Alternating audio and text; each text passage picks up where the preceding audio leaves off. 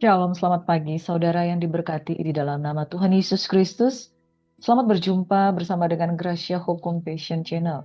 Doa kami, saudara, biarlah roh jiwa tubuhmu sehat-sehat, terpelihara sempurna di dalam Tuhan Yesus Kristus. Saudara, kita akan merenungkan firman Tuhan dan kita akan belajar dari 2 Korintus pasal yang kedua. Mari sebelumnya kita satu di dalam doa. Bapa, terima kasih Tuhan, pertolongan-Mu sungguh ajaib. Setiap pagi kami menanti-nantikan Tuhan, kami percaya rahmat Tuhan selalu baru tiap pagi. Pertolongan-Mu sungguh ajaib sehingga di dalam segala keadaan kami tetap dapat mengucap syukur. Kami sambut kebenaran firman-Mu pada pagi hari ini. Demi nama Yesus Tuhan kami berdoa dan mengucap syukur. Amin. Saudara, firman Tuhan yang kita akan bacakan pada pagi hari ini dari kitab 2 Korintus 2, saya suka dengan ayat yang ke-10, sebab jikalau kamu mengampuni orang itu, aku juga mengampuninya, sebab jika aku telah mengampuni sesuatu, aku melakukannya karena kamu di hadapan Kristus.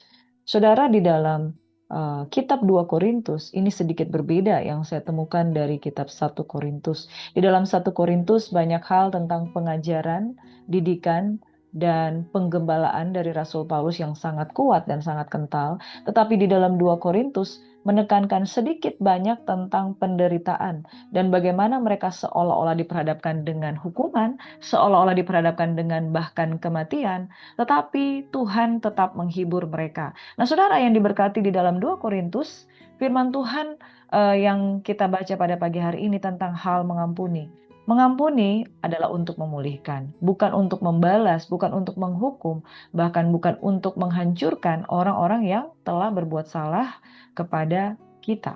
Seringkali saat orang bersalah pada kita, reaksi alami adalah menghakimi, menghukum, menjauh, kemudian kadang silent treatment, ya, kita mendiamkan orang itu sehingga orang itu merasa terhukum, merasa bersalah.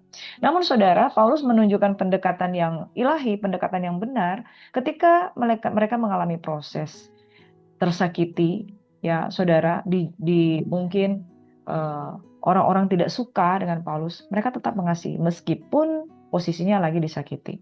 Mengampuni sekalipun kata-kata mereka melukai. Paulus tidak ingin luka semakin dalam, justru ingin menyembuhkan dengan penghiburan dan pengampunan. Dengan demikian, mungkin hubungan itu yang sudah nggak enak, itu akan menjadi netral kembali. Firman Tuhan kita baca bersama-sama, saudara, di dalam 2 Korintus 1 ayat 1 dan seterusnya, harus diampuni orang yang bersalah. Aku telah mengambil keputusan di dalam hatiku bahwa aku tidak akan datang lagi kepadamu dalam duka cita. Sebab jika aku mendukakan hatimu, siapa lagi yang dapat membuat aku menjadi gembira selain dia yang berduka cita karena aku. Dan justru itulah maksud suratku ini, yaitu supaya jika aku datang, jangan aku berduka cita oleh mereka yang harus membuat aku menjadi gembira. Sebab aku yakin tentang kamu semua bahwa sukacitaku adalah juga sukacitamu.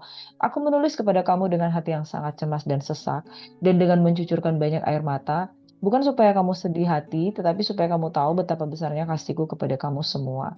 Tetapi jika ada orang yang menyebabkan kesedihan, maka bukan hatiku yang disedihkannya, melainkan hati kamu sekalian atau sekurang-kurangnya, supaya jangan aku melebih-lebihkan hati beberapa orang di antara kamu. Bagi orang yang demikian, sudahlah cukup teguran dari sebagian besar dari kamu, sehingga kamu sebaliknya harus mengampuni dan menghibur dia, supaya ia jangan binasa oleh kesedihan yang terlampau berat.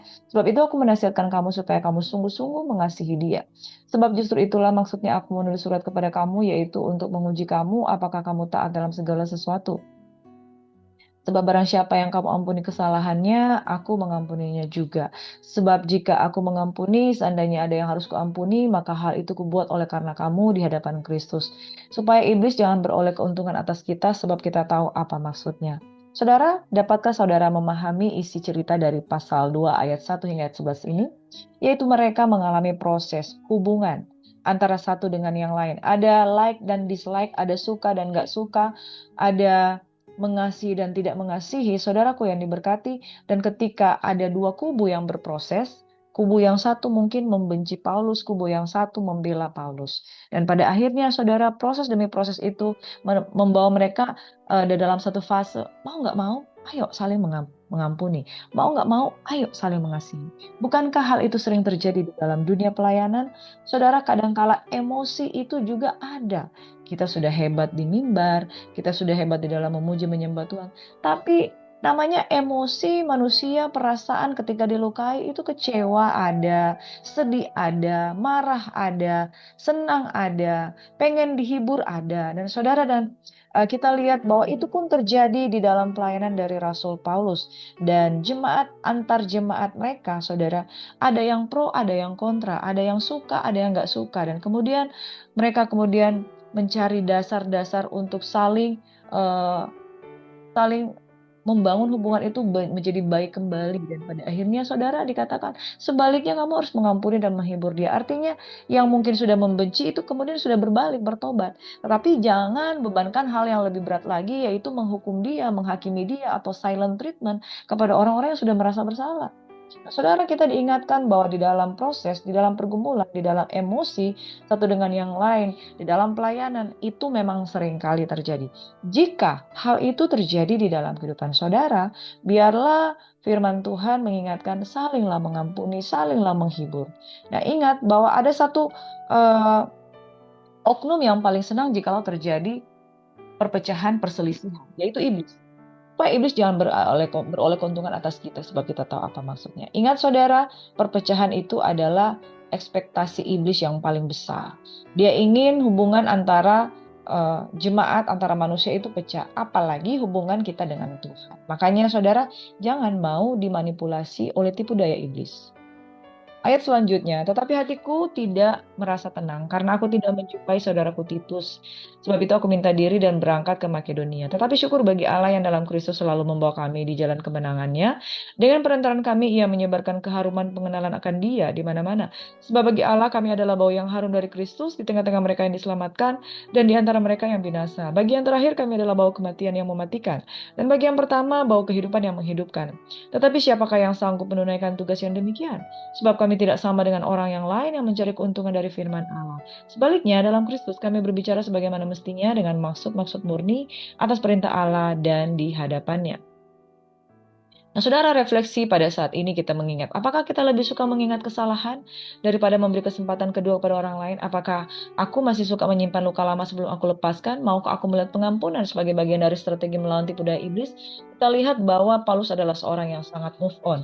Dia tidak membiarkan dirinya dikuasai oleh masalah-masalah, baik ada di dalam jemaat maupun jemaat terhadap dia. Lihat bagaimana dia terus move on, dia terus melayani Tuhan.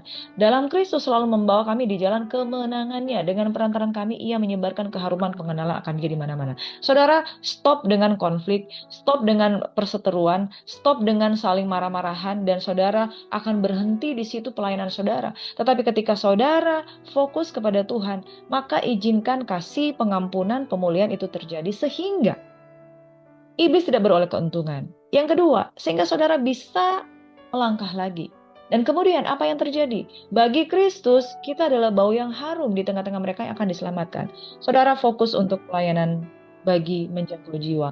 Berapapun harganya, saudara, mari melayani Tuhan. Lebih penting jangkau jiwa daripada saudara berpusat kepada persoalan, berpusat pada eh, perseteruan, berpusat pada konflik, saudara. Lebih penting mana, saudara? Ingat, engkau adalah alatnya Tuhan. Bagi yang akan selamat, kita adalah bau harum Kristus. Tapi bagi yang mereka binasa, kita adalah bau kematian. Karena pilihlah berkat, maka kamu akan hidup. Pilihlah kutuk, kamu pasti akan mati. Pilihlah keselamatan, maka engkau akan mengalami kehidupan kekal. Amin. Jangan mencari keuntungan atas firman untuk pembelaan-pembelaan diri. Dia yang salah, ini yang salah, dan lain sebagainya. Mari kita saling mengasihi, saling mengampuni. Amin. Jangan suka mengingat kesalahan, jangan suka menyimpan luka lama, dan lepaskan pengampunan supaya iblis tidak mengambil keuntungan. Saudara, beberapa poin yang saya akan bahas di sini yang akan menyimpulkan dari kita yang kita renungkan pagi hari ini, yaitu teguran yang nyata lebih baik daripada kasih yang tersembunyi. Teguran di dalam kasih. Ya, saudara, tujuannya bukan untuk menyedihkan, tapi untuk menumbuhkan kesadaran dan pertobatan. Nah, teguran itu ada metodenya, yaitu jagalah hati orang yang kamu tegur supaya mereka tidak terhakimi, tetapi mereka merasakan kasih. Jangan takut tegur juga, Kita harus berani menegur demi kebaikan karena takut menyakiti. Akhirnya kita nggak tegur-tegur orang. Akhirnya dia sudah melangkah ke jalan yang salah, nggak bisa. Saya diperhadapkan dengan berbagai proses untuk menegur dengan cara yang benar. Saya menegur dengan cara yang kasar, saya menegur dengan cara yang tajam, membuat orang lari, membuat orang terluka. Itu saya alami, saudara. Tapi saya belajar dari situ. Bagaimana menegur itu dengan teguran yang membuat orang itu nyadar tentang kasih Tuhan. Sehingga ketika dia ditegur, dia melihat bahwa memang saya butuh bertobat. Amin, saudara. Kita harus menegur dan membuat orang itu mengingat akan Tuhan, bukan berpusat pada kesalahannya. Kalau dia berpusat pada kesalahannya akan terhakimi dan dia tidak akan bertumbuh. Jangan juga takut menegur. Itu penting untuk kebaikan. Pastikan hati kita murni, motivasi kita benar, penuh kasih, maka orang itu akan merasakan. Lalu kemudian apa yang terjadi? Mereka akan sungguh-sungguh bertobat. Amin. Yang kedua, pengampunan menguatkan bukan melemahkan. Ajarlah di dalam komunitas pelayanan kita untuk orang saling mengampuni. Orang yang sudah bertobat, nah kita perlu terima kembali. Jangan kita judge terus. Wah, dia kan begini-begini, masa lalunya begini-begini. Jangan hancurkan dia dengan rasa bersalah yang begitu dalam sehingga dia kemudian lari, dia kemudian keluar dari gereja. Paulus mengingatkan, mari kita menghibur dan gereja bukan tempat menghakimi, menghukum, tapi tempat untuk memulihkan, memberikan kesempatan untuk orang hidup di dalam kesempatan kedua, untuk hidup di dalam kebenaran. Jadi harus dibedakan, mana disiplin, mana penghukuman. Saudara harus membuat disiplin itu, membuat orang itu rise up, bukan menjadi justru down. Yang ketiga, dengan adanya pengampunan, ya, mengampuni orang yang bersalah, mengampuni orang yang membutuhkan pertolongan juga di dalam masalah mentalnya, saudara, itu menutup celah bagi iblis. Nah, Paulus sadar jika kita tidak mengampuni, kita buka pintu bagi iblis supaya iblis jangan mengambil keuntungan atas kita. Kita harus mengampuni. Iblis suka pakai kepahitan, dendam, luka lama untuk kemudian hubungan rusak, perpecahan terjadi, ya, pelayanan terpecah-pecah. Mari jangan biarkan iblis menabur benih perpecahan. Itu sebabnya pengampunan adalah strategi yang paling jitu untuk strategi spiritual supaya kita mengalami kemenangan.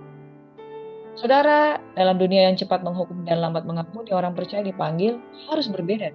Kita adalah komunitas yang suka mengampuni, komunitas yang suka menerima, komunitas yang suka memberi kesempatan. Bukan karena kita lemah, tapi anugerah itu terlalu besar bagi kita. Amin. Yang berikutnya, pengampunan menutup celah bagi iblis.